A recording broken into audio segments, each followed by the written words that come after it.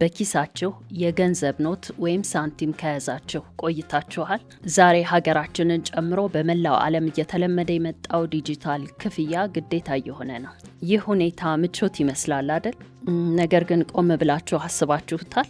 ገንዘባችሁ ከኪሳችሁ ውስጥ ወጥቶ ስልካችሁ ውስጥ ሲቀመጥ። ዓለማችን በፍጥነት ወደ ካሽለስ ሶሳይቲ ወይም ጥሬ ገንዘብ አልባ ማህበረሰብ እየተጓዘች ነው። ነገር ግን ከዚህ ከሚያብለጨልጭ ቴክኖሎጂ ጀርባ ያልሰማችኋቸው ሚስጥሮች ምንድን ናቸው? በዛሬው ዝግጅታችን ስለ ዲጂታሉ ባርነትና ስውር ቁጥጥር እንነጋገራለን። እንደተለመደው ለቻናላችን አዲስ የሆናችሁ ሰብስክራይብ ማድረግ እንዲሁም ሁላችሁም ቪዲዮን ላይክ ማድረግ እንዳይረሳ። አሁን ወደ ዝግጅት ያለፍኩኝ።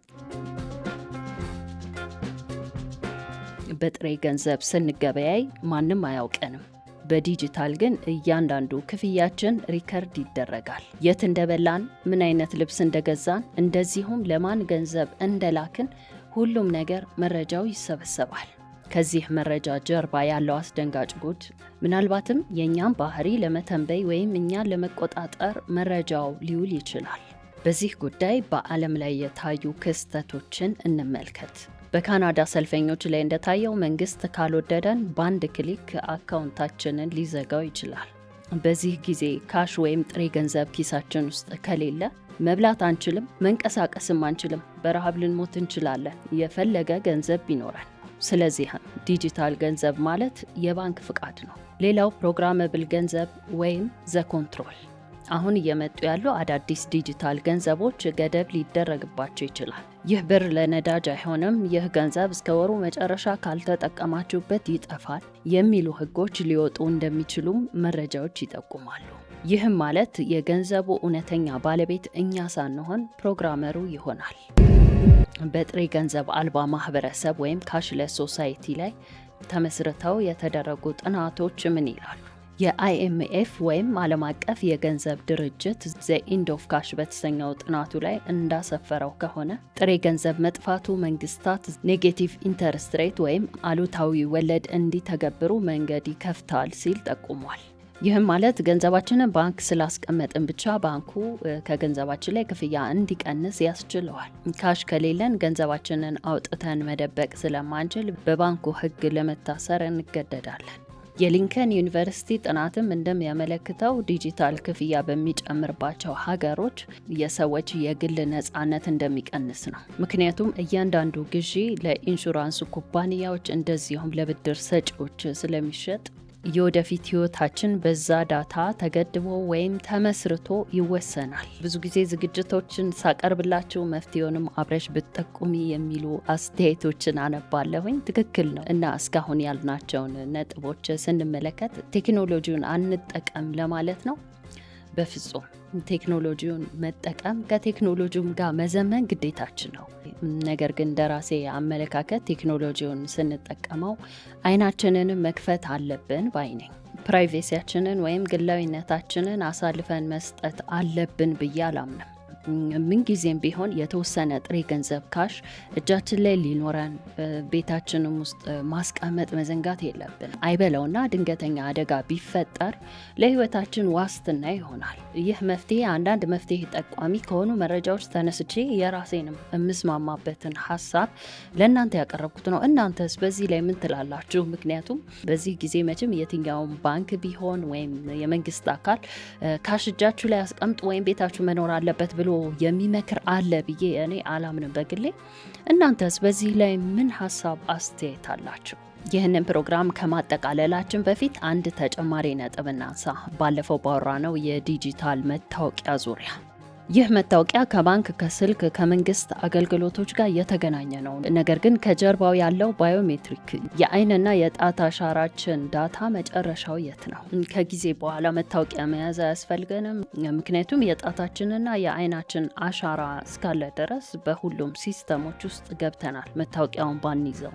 ነገር ግን ልክ እንደ ፌስቡክ፣ ኢንስታግራም የመሳሰሉት አካውንቶቻችን ይህ የጣትና የአይን አሻራችን ቢሰረቅስ?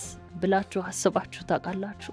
ይህ ማለት እንደ ፌስቡክ እና ኢሜይል ያሉት አካውንቶቻችን ቢሰረቁ ፓስወርዳችንን መቀየርን ጨምሮ የተለያዩ እርምጃዎችን ልንወስድ እንችላለን። ነገር ግን የአይናችን ወይም የጣት አሻራ ዳታችን ቢሰረቅ ሰውነታችንን መቀየር እንችላለን? በዚህ ላይ የወጡት አስደንጋጭ መረጃዎች ምንድን ናቸው? አንዴ የአይናችንም ይሁን የጣት አሻራ ዳታችን ሀከሮች እጅ ከገባ እድሜ ልካችንን የዲጂታል ማንነታችን አደጋ ላይ ነው ማለት ነው። ይህ መታወቂያ ከዲጂታል ገንዘባችን ጋር ሲገናኝ የት እንደሄድን ብቻ ሳይሆን ስንት እርምጃዎች እንደተራመድን፣ የጤና ሁኔታችን ምን እንደሚመስል፣ እንደዚሁም ከማን ጋር እንደተገናኘን የሚቆጣጠር ግዙፍ ኮምፒውተር እየተገነባ ነው። ይህ ደግሞ በቅርቡ ወደሚመጣው ወርልድ አይዲ ወይም ዓለም አቀፍ መታወቂያ ሊያመራ ይችላል። ስለዚህም በባለፈው ፕሮግራማችን ላይ ያነሳነው ስማርት ሲቲ ይህንን መታወቂያ በመጠቀም ነው ሰዎችን የሚለዩት። መንገድ ላይ ያለ ካሜራ ፊታችንን ወዲያው አይቶ ማንነታችንንና የባንክ ሂሳባችንንም ያውቃል። ባለፈው ባዘጋጀሁላችሁ ዝግጅት ላይ አንዳንድ ተመልካቾች እንደጻፋችሁት አስተያየት ለደህንነታችን ጥሩ ቢመስልም አሉታዊ ተጽዕኖ እንዳለውም የማይካድ ነው። የዲጂታል መታወቂያ የሚያስከትላቸውን ስጋቶች ለመቀነስ በዓለም አቀፍ ደረጃ የተቀመጡት የመፍትሄ ነጥቦችስ ምንድን ናቸው?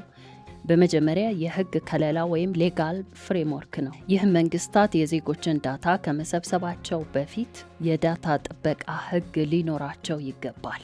ዜጎች የግል መረጃቸው ለምን ስራ እንደዋለ የመጠየቅ፣ መረጃቸው እንዲታረም ወይም እንዲሰረዝ ህጋዊ መብትም ሊኖራቸው ይገባል። ይህንን ዲጂታል መብት ማስከበር ተቀዳሚ መፍትሄ ሆኖ ተጠቁሟል። ሌላው ያልተማከለ ዳታ፣ ሁሉንም መረጃዎች በአንድ ማዕከል ማከማቸት ለጠላፊዎች ወይም ለሃከሮች ምቹ ያደርገዋል። ለዚህ መፍትሄው ሰልፍ ሰርቬይን አይደንቲቲ የሚባል ቴክኖሎጂን መጠቀም። ይህም ማለት ግለሰቡ የራሱን ዳታ በስልኩ ወይም በዲጂታል ዋሌት ውስጥ መያዝ አለበት።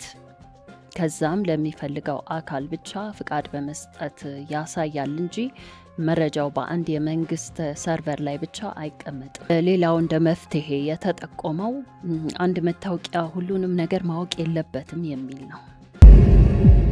ለምሳሌ እድሜያችንን ማረጋገጥ ስንፈልግ ከ18 በላይ ነው ለሚለው ጥያቄ ሲስተሙ አዎ ወይም አይ የሚለው መልስ ብቻ እንዲሰጥ ማድረግ። ከዚህ በተጨማሪ ግን ሙሉ የልደት ቀናችንን፣ የት እንደተወለድን፣ እንደዚሁም የወላጆቻችንን ማንነት፣ ይህ ሁሉ ሀተታ ሳያስፈልግ እንዲጨርስ ማድረግ ነው ባጭር መልስ። ማለትም ዲጂታል ሲስተም ሲበላሽ ወይም ኢንተርኔት ሲጠፋ አገልግሎት እንዳይቋረጥ ማድረግ።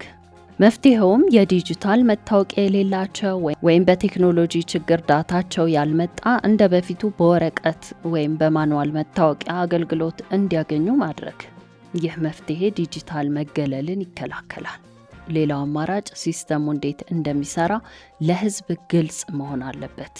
ይህ ማለት የዲጂታል መታወቂያ ሶፍትዌሩ ኦፕን ሶርስ ቢሆንና ገለልተኛ የሆኑ የቴክኖሎጂ ባለሙያዎች መርምረውት ከስውር ቁጥጥር ውጭ ነፃ መሆኑን ካረጋገጡ፣ ይህ ደግሞ በህዝብ ዘንድ አመኔታን ይጨምራል። እንግዲህ ከጊዜ ወደ ጊዜ ቴክኖሎጂ ማደጉ መምጣቱ አይቀርም። እኛም በዚህ ስርዓት ወይም ሲስተም ልንገባ ግድ ይለናል። ነገር ግን እነዚህ የተጠቆሙት የመፍትሄ ሀሳቦች መደረግ ቢችሉ አደጋው የቀነሰ ይሆናል። ስለዚህ ማንኛውም ግለሰብ በነፃነት ቴክኖሎጂውን መጠቀም ይችላል፣ ወይም ደግሞ በራሱ ላይ ለሚደርሰው አደጋ ስጋቱን ይቀንሳል ማለት ነው። እናንተስ ውድ ቤተሰቦች በዚህ ላይ ምን ሀሳብ አስተያየት አላችሁ? እንደተለመደው ሀሳብ አስተያየታችሁን በኮሜንት መስጫ ሳጥኑ ላይ ብታሰፍሩልኝ ደስ ይለኛል። እንዲሁም ቪዲዮ ላይክ እና ሰብስክራይብ ማድረግ እንዳይረሳ። በሚቀጥለው በአዲስ ዝግጅት እስክንገናኝ ባይ ባይ።